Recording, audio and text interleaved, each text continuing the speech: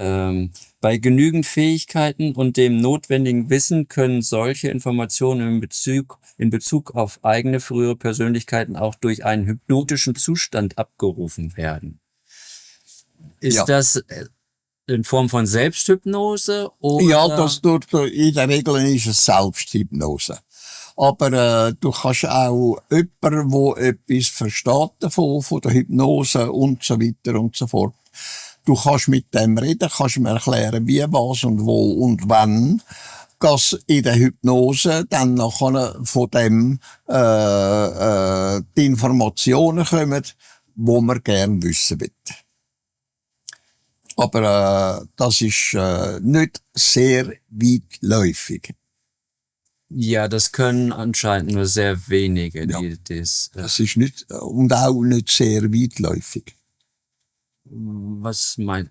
Dass zum Beispiel ein ganzes Leben könnte wiedergegeben werden und so. Da können einzelne Sachen einfach wiedergegeben werden als praktisch als Erinnerung, hypnotische Erinnerungen und so. Ja. Und da wird das Theater drum gemacht. Vielfach wird das Theater drum gemacht, nur wegen dem Geld. Ja, und da wird erlogen und betrogen nach Strich und Faden. Dann in Wirklichkeit ist das äußerst selten, dass das wirklich passieren wird. Ja. Also diese Reinkarnationstherapie, wo Leute diese Rückführung haben, das ist... Ja, das ist, in der Regel ist das nichts als Lug und Betrug. Ja, gut, okay. Du schreibst auf der nächsten Seite... Aber es ist einfach Möglichkeit da, das kann gemacht werden und es wird in seltensten Fällen gemacht, wo eine bestimmte, wie soll man sagen, ein bestimmter Grund dafür vorhanden ist. Ja, das vielleicht in seltenen Fällen. Ja, und in der Regel ist das nichts anderes als hypnotische Rückführungen in die Vergangenheit und so weiter und so fort. Nichts als Lug und Betrug. Ja. Wer sich selbst evolutioniert und entwickelt, da kann das dann eben passieren, dass aus dem Bei ihm selber, dass Erinnerungen aufkommen, und zwar nicht hypnotisch, sondern einfach so durch das, dass er sich selber unter Kontrolle hat, sich selber sagt, ich muss jetzt das erfahren, wie es ist oder wie es könnte sein und so weiter, was das Wissen, was das Resultat daraus ist, was er geben tut. Dann ist es möglich, dass bei sich selber aufkommen kann. Aber auch das ist eine Seltenheit, dass so etwas gemacht wird, dass es, wie soll ich sagen, fast nicht vorhanden ist. Ja, es sind nur wenige, die so weit evolutionieren. Ja. Und die es könnten, die machen es nicht. Ja. Weil sie es nicht nötig. Ganz einfach, weil sie es nicht nötig haben. Ja. Ich finde, es bringt ja auch wenig. Sie leben gegenwärtig und sie leben für die Zukunft. Sie leben fürs Lernen, fürs Weitergehen, fürs Evolutionieren und nicht für das, was früher war. Ja, weil ich das sowieso nicht ändern kann. Ja, das kannst du genauso wenig. Ja. Du kannst nichts ändern, was du gestern gemacht hast. Genau. Was du gestern gemacht hast, das ist so, das kannst du nicht ändern. Ja. Das kannst du nicht ändern, das kann ich, das kann kein Mensch. Ja. Ja, daher, die Zukunft ist wichtiger als die Vergangenheit. Musst du die Schöpfung anschauen. In der Natur, was dort geht und läuft, es kann nichts geändert werden. Es ist abgelaufen, es ist passiert, es hat sich so und so ergeben, das kannst du nicht mehr rückgängig machen. Ja. Ja. Das ist das Tolle bei den Tieren, die leben ganz im Moment und machen sich da jetzt keine Gedanken mehr um gestern oder vorgestern. Richtig. So, ja. Okay, es ist Sie nehmen es einfach so, genau wie der Mensch das machen. Er nimmt jedes Tier nimmt die Sachen so, jedes Getier, jede Lebensform, auch Pflanzen, jede Pflanze nimmt sie so, wie es passieren tut. Ja. Ja. Und wenn sie sich ändern, dann ändert sich das und das kannst du nicht mehr rückgängig machen. Das geht nach vorwärts, also es evolutioniert. Ja.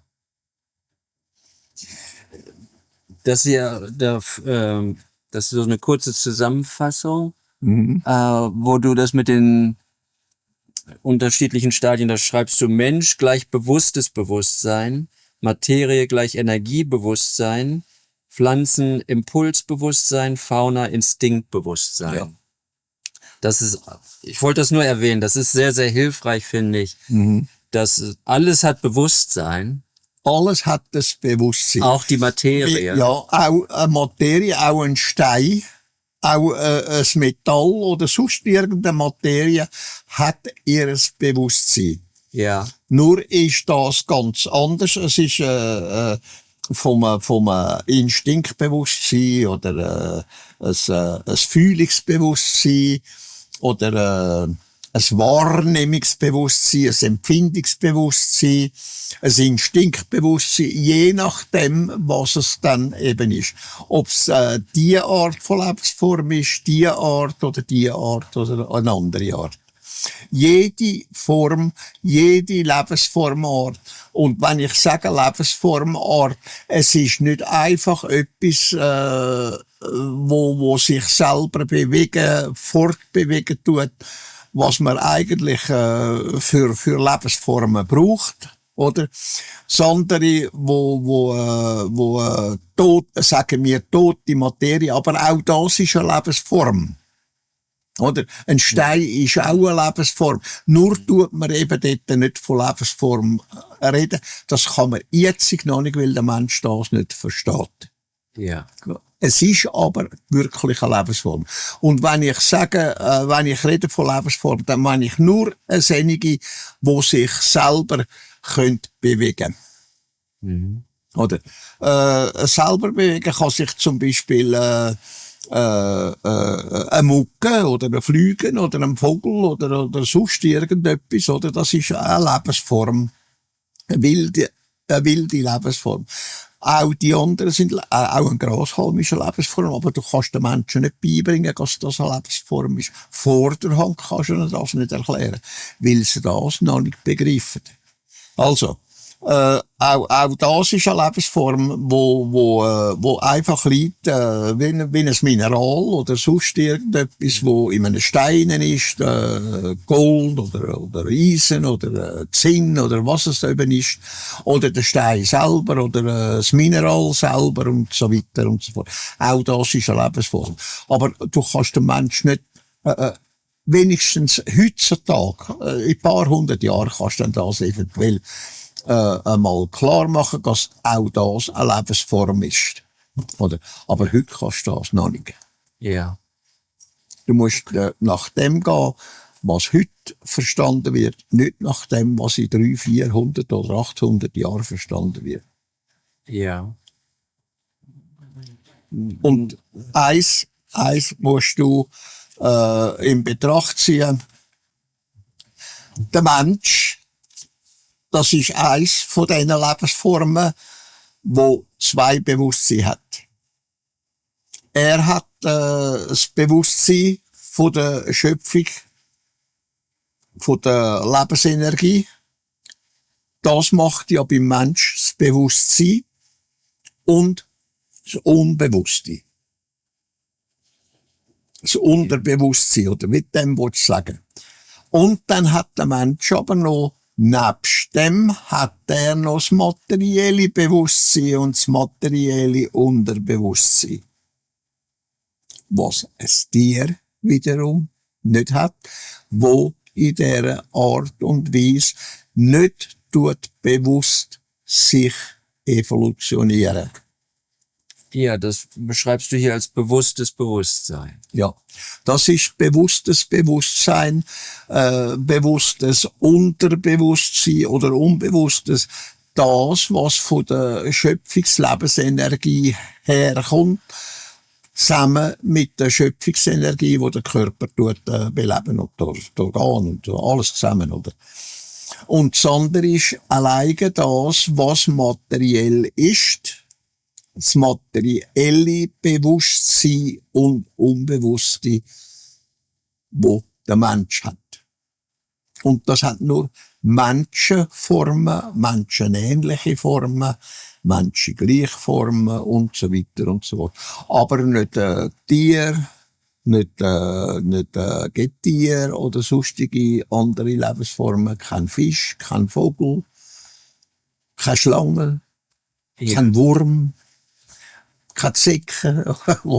Also auf der einen Seite ist das materielle Ja, Bewusstsein. richtig. Oh, Wo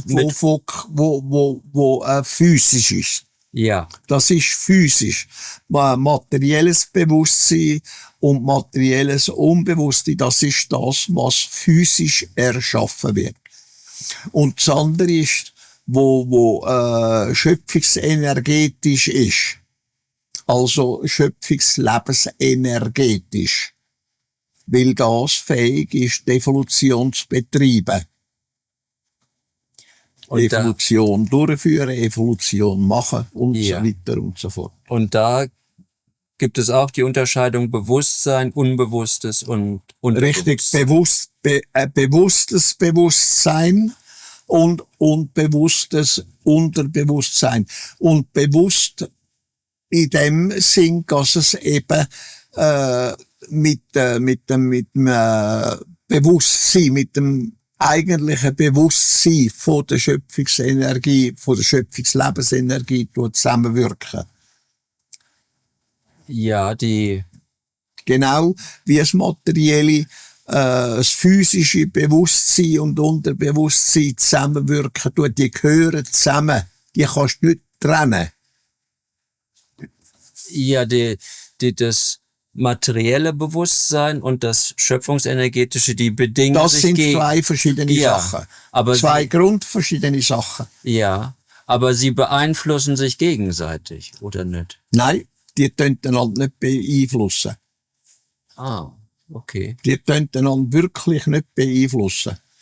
Es ist dann einfach, dass die Der Erfahrung Mensch tut lernen durch sein Denken, durch seine Bemühung vom Denken und tut das ins materielle Bewusstsein übertragen und zugleich übertragen ins Schöpfungslebensenergiebewusstsein.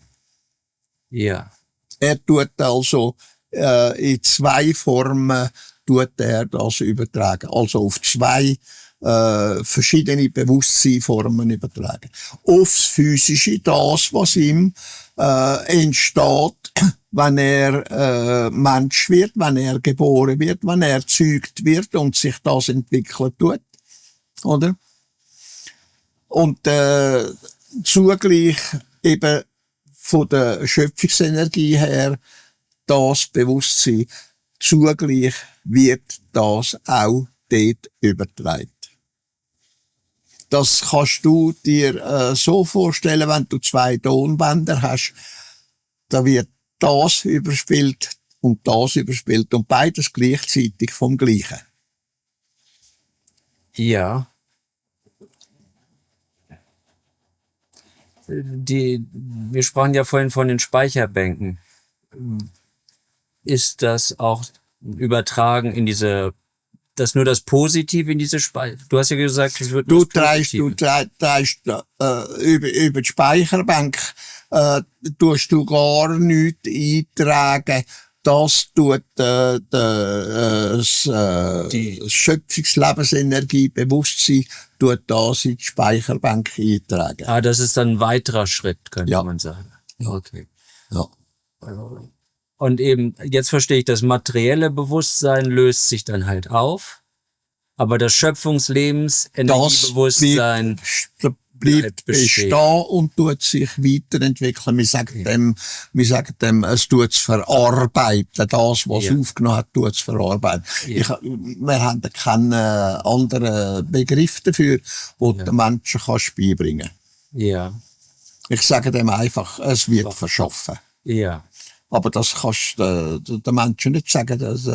Da musst du einen anderen Begriff nehmen, einfach, wo sie verstehen. Und dann sagt man einfach schlichtweg verarbeiten. Ja. Oder, ja, speichern, verarbeiten. Ja. Oder? Ja, ich denke, es ist leichter zu verstehen, wenn man es aus der Sicht der Schöpfung sieht, dass die evolutionieren will. Ja, das kannst du aber nicht, da kannst du nicht aus Sicht von der Schöpfung den Menschen beibringen. Du musst ihnen es so erklären, dass sie es verstehen. Und sie sind noch nicht so weit, Michael, dass sie verstehen, wenn du von der Schöpfung redest, die Schöpfung macht das, dieses und jenes. Du musst ihnen es so erklären, dass sie das verstehen, dass sie das können aufnehmen und verschärfen in sich hinein und können den Verstand, ihren Verstand brauchen dazu, dass sie es können aufarbeiten. Ja. Und das können sie nicht, wenn du einfach von der Schöpfung redest, die Schöpfung macht das und dieses und jenes in dem und dem Rahmen und so weiter und so fort. Du musst ihnen das erklären, wenn du ein kleines Kind belehrst. Ja. Es geht nicht anders. Mhm. Gut. Haben wir noch 5 Minuten? Ja. Okay. Als nächstes schreibst du über Schrut und Bandschrut. Das ist sowohl weiblich als auch männlich. Das ist weiblich und männlich. Ja, also das ist jetzt, also wenn eine Frau den Weisheitstitel Schrut Ja, wir erlangt. wir sagen einfach Titel dazu, oder? Ja, Das ist ja. Doktor oder Professor oder mit dem willst du sagen, oder? Ja. Aber da hat ja auch eine Prüfung dafür abgelegt, wenn ich das richtig verstanden habe. Ist nicht so, dass man einfach, jetzt ist er Schrut. Nein, da wird auch geprüft. Ja. Ja. Schon wie eine Prüfung. Und das ist, wie soll ich dir sagen, das ist eigentlich eine natürliche Regel, wo selbst die Fauna und Flora vorkommt, wo die Umstände, die existieren, sich dem Pflanzen, Fauna und von der Flora ist gleich, was für ein Wesen, also es ist, ob es Fauna ist oder Flora ist, sich dem anpassen, was die Natur bringen tut, anhand vom Klima, oder? Dann das tut ja bestimmen, was sich ergeht tut in der Natur, in der Schöpfung aussen. Ja. Anders geht's ja nicht. Und genau dasselbe macht der Mensch, nur dass er das eben mündlich macht und schriftlich macht. Oder? Und sagt, zum Beispiel ein Grashalm, wo lernen tut, dann und dann muss ich mich so und so verhalten oder tue mich so und so verhalten, wenn der Wind geht und so diesen und jenen Weg. Wie der Mensch sagt, ich tue dann und dann das und das schreiben, ich tue dann und das lernen und tue es dann niederschreiben oder tue es dann erklären und so weiter und so fort. Ja. Oder? Und beim Tier ist es genau gleich, beim Vogel ist es genau gleich, beim Fisch ist es genau gleich, bei allem Getier ist es genau gleich und so weiter und so fort. Es tut sich verhalten nach dem, was vorgegeben wird. Und beim Menschen ist es sehr weg, was vorgegeben wird und er lernen tut er einfach mündlich oder schriftlich wiedergeben. Und dann trägt er halt den Titel, ich bin der Herr Doktor oder ich bin der Herr Professor und so weiter und so fort. Ja.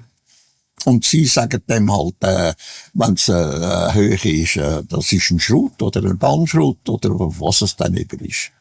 Ja. Swart hat die Prüfung ja nicht abgelegt. Er hatte ja den Titel Ishwish. Ja. Aber im Grunde war er auch ein Schrut, nicht wahr? Ja, natürlich. Ja. Er hat einfach nur diese Prüfung nicht abgelegt. Ja. Ja, okay. Weil er sich ja Du kannst etwas lernen. Du bist wissender als der wissendste Wissenschaftler, aber du nennst dich nicht Wissenschaftler. Ja, brauchen wir nicht drüber zu reden.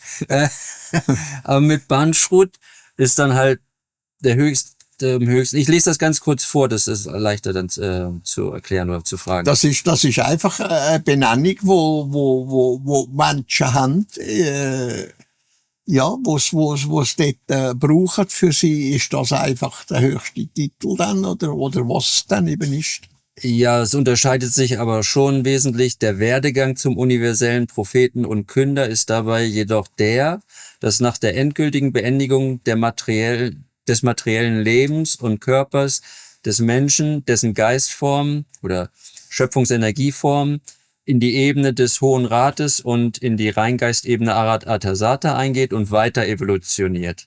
Ja, aber du musst denken, Michael, das ist nichts als eine menschliche Bezeichnung. Das ist die menschliche Bezeichnung für das und dieses und jenes. Für das, für den Stand, für den Stand, für den Stand und so weiter und so fort. Es ist nichts als eine menschliche Bezeichnung. Ja. Für etwas, was der Mensch gelernt hat. Er hat bis daher, hat etwas gelernt, er versteht das alles, er kann das alles und so weiter und so fort. Der andere kann noch ein bisschen mehr und ja, dann nimmt man ihn halt sehr weg. Der andere kann noch ein bisschen mehr, dann nimmt man ihn halt so. Ja, das verstehe ich schon. Es geht hier um was kommt jetzt eigentlich? Durch einen Ratschluss der Reingeistebene Arat Atasata wird es dann möglich, dass diese Geistform als jemals einzige aus der Ebene Arat Atasata via die Ebene des Hohen Rates in die materielle Welt zurückkehrt und abermals einen Menschen belebt, der dann als jemals einziger universeller Prophet und Künder in Erscheinung tritt, um die menschlichen Lebensformen in Bezug auf die schöpferisch-natürlichen Gesetze und Gebote zu belehren. Und diese Belehrung erfolgt in Form der Geisteslehre, respektive Lehre der Propheten, respektive Lehre der Wahrheit, Lehre des Geistes, Lehre des Lebens. Mhm. Dieses Einzige, ist das in allen Universen so, oder in allen Schöpfungen? In einer Schöpfung ist es so, in einer anderen Schöpfung ist es wahrscheinlich anders. Das weiss ich nicht. Also es könnte Ich bin ein Mensch von dieser Schöpfung. Ja, okay. Und eine andere Schöpfung kann ganz andere Regeln in dem Bezug haben, wo Menschen sind oder sonst Lebewesen sind, wo bewusstseinmässig evolutionsfähig sind, wo das ganz anders nennen. Ich weiss es nicht. Ich lebe in dieser Schöpfung. Ich bin geboren worden in dieser Schöpfung und nicht in einer fremden. Ich weiss, dass es andere Schöpfungen gibt. Also Universen gibt, wo außerhalb unseres Sieben sind. Ja. Das weiss ich jetzt. Ja.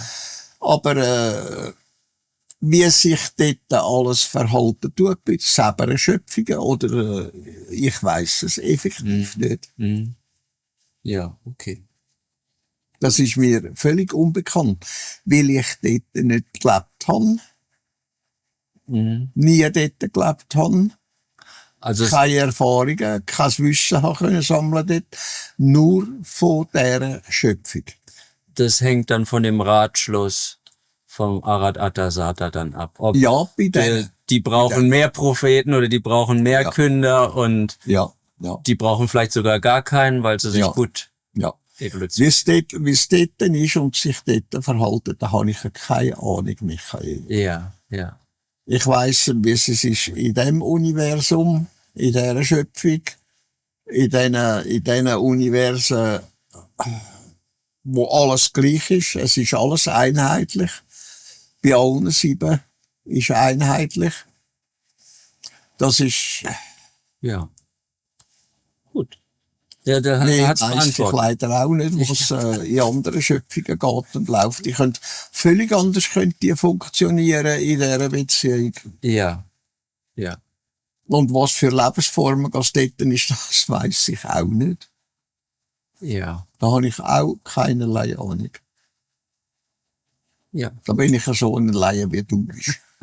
Ja, das erklärt schon. Vielen Dank. Gut. Danke fürs Gespräch. Bitte gern geschehen.